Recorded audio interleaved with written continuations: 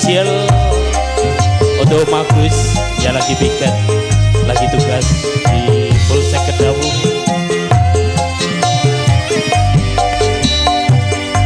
Asik.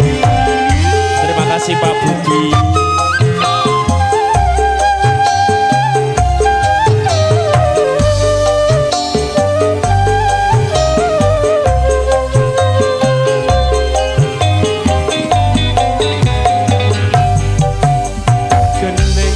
Apa sifatmu saiki wis beda, kowe ninggalke aku mentingke wong liya.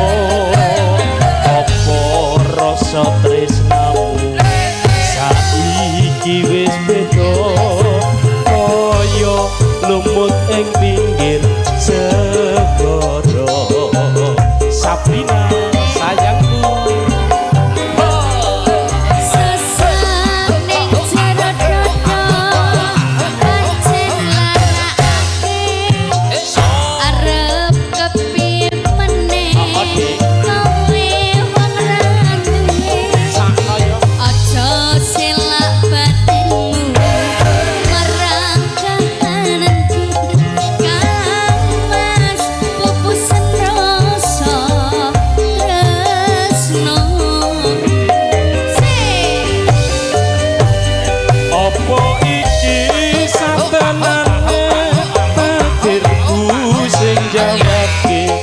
sliramu beda ati beda lambe.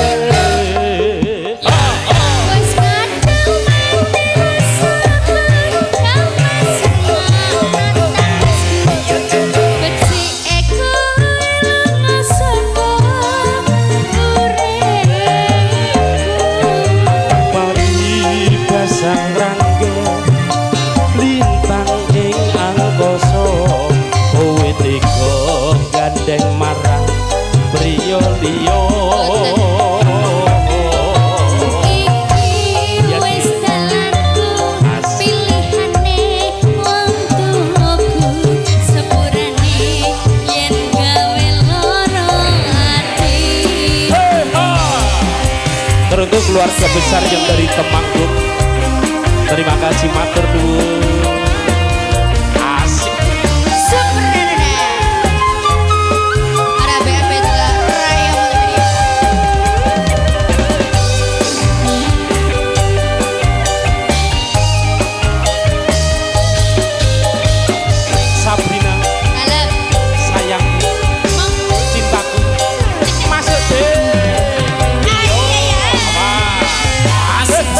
Sesat ning jero